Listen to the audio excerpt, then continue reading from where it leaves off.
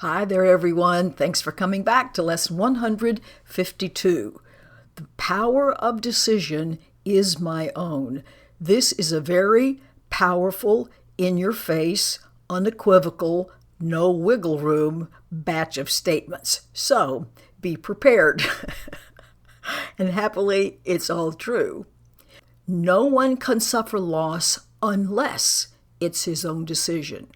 No one can suffer pain except it's his choice that elects this state for him. No one can grieve, nor fear, nor think himself sick unless these are the outcomes that he wants. And no one dies without his own consent.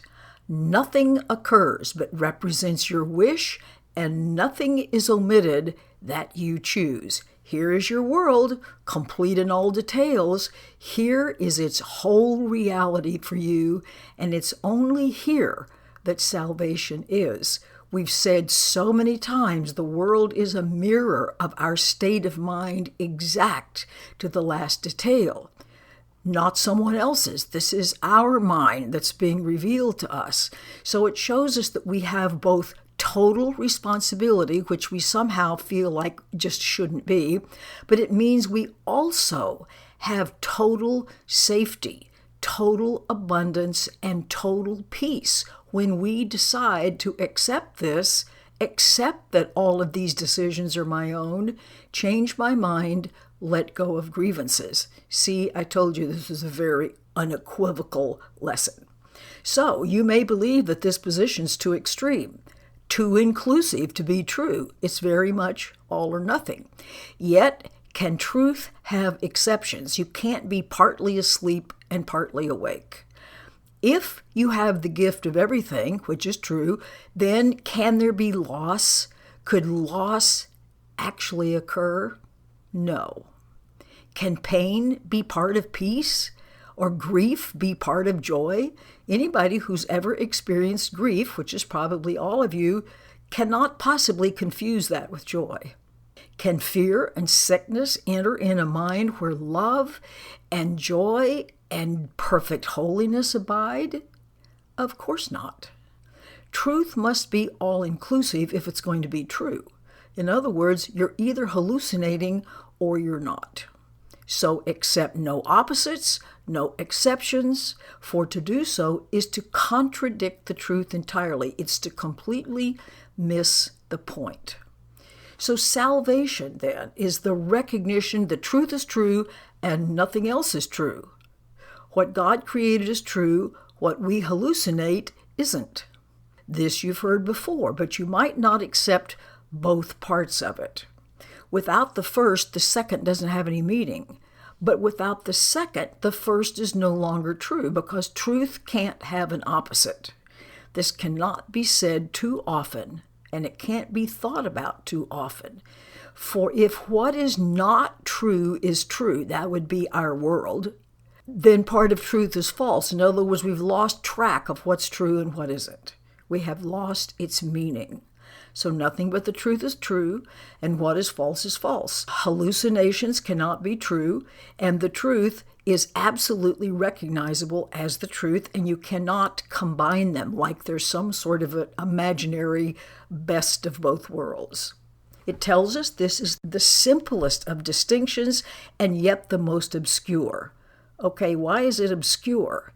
Not because it's a difficult distinction to perceive. It's concealed behind a vast array of choices that don't appear to really be yours. And thus the truth appears to have some aspects that aren't consistent. But we don't recognize that we're the ones who have introduced the inconsistencies. So as God created you, you must remain unchangeable.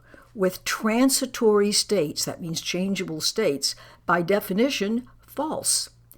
And those transitory states include things like shifts in feeling, alterations in conditions of the body or the mind, changes or alterations in any awareness or any responses you make to anything.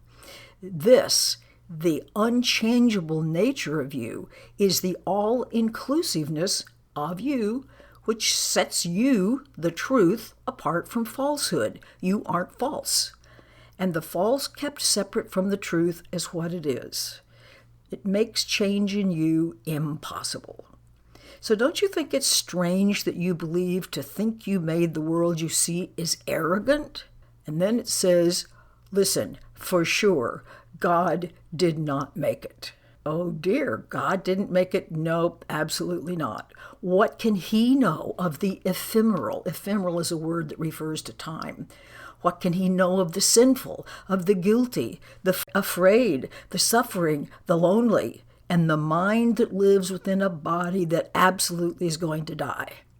You but accuse him of insanity to think he made a world where such things seem, that's the operative word, seem to have reality. He is not mad. Now that doesn't mean angry, it means insane. He is not insane. Yet only madness or insanity makes a world like this. Don't underestimate, as it tells us, the depth of our guilt and terror and fear, which is resulting in the insanity of the world. Just because you're not aware of it doesn't mean it's not there. The whole point of the course is to help us find it, let it go. Okay, so to continue on with the diatribe here, to think that God made chaos, contradicts his will, invented opposites to truth, and suffers death to triumph over life, all this is the arrogant part. Humility would see at once these things cannot be of him. They are not loving, and he is only love. It couldn't possibly be that love itself created all that stuff. And can you see what God didn't create, since you share his mind and live in his mind? To think you can is merely to believe you can perceive, that means that you can see, what God willed not to be, and what could be more arrogant than this. So it asks us, please, today be truly humble and accept. There are a number of places where it's going to say accept and decide, decide and accept. Here's one of them.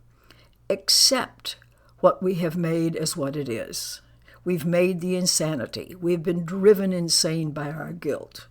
The power of decision is our own. Now decide to accept your rightful place as co-creator of the universe. Remember, what you pay attention to is what occurs, and all you think you made will disappear. What rises to awareness then will be all there ever was, is now, and ever will be, eternally. And it's going to take the place of self-deceptions, all the ego programming, made but to usurp the altar to the Father and the Son. So today we're going to practice true humility, abandoning this crazy, false pretense by which the ego attempts to prove that we are very arrogant in claiming this power. Actually, only the ego can be arrogant. Truth, that would be us. Truth is humble in acknowledging its mightiness, its changelessness, its eternal wholeness, all-encompassing. God's perfect gift to his beloved Son, all of creation, and we are that. So we're going to lay aside the arrogance that says we're sinners and we're guilty and we're afraid and ashamed of what we are, and lift our hearts in true humility instead to him who has created us immaculate, clean, like to himself in power and in love. The power of decision is our own.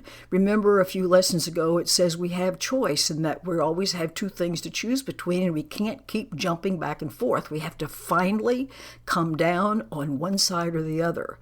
So here we go. Make a decision, and we accept of him that which we are and humbly recognize us, the Son of God, creation. To recognize God's Son, that's us, implies as well that all these self-concepts, the ego, the sense of separate self, all our programming, are laid aside and recognized as false. Their arrogance has been perceived, and in humility and in the radiance of the light that we are, the gentleness, the perfect sinlessness, the innocence, the lovingness, our right to heaven and release from hell are joyously accepted as our own. Now, do we join in thankful, relieved, glad acknowledgement that lies are false and only truth, the truth of our loving, guiltless nature, is true? And we're going to think of this truth only as we arise, spend 5 minutes practicing its ways, encouraging our heretofore frightened minds with this: the power of decision is my own, and this day I will accept myself as what my Father's will created me to be, and creates. Present tense, it goes on all the time. Then we're going to wait in silence, and we're going to give up all self-deceptions as we humbly ask ourselves that He reveal Himself to us. And He who never left will come again to our awareness, grateful to restore His home to God as it was meant to be. All those He's should be ours. So, in patience, wait for Him throughout the day, and every hour invite Him with the words with which the day began, concluding it with this very same invitation to yourself.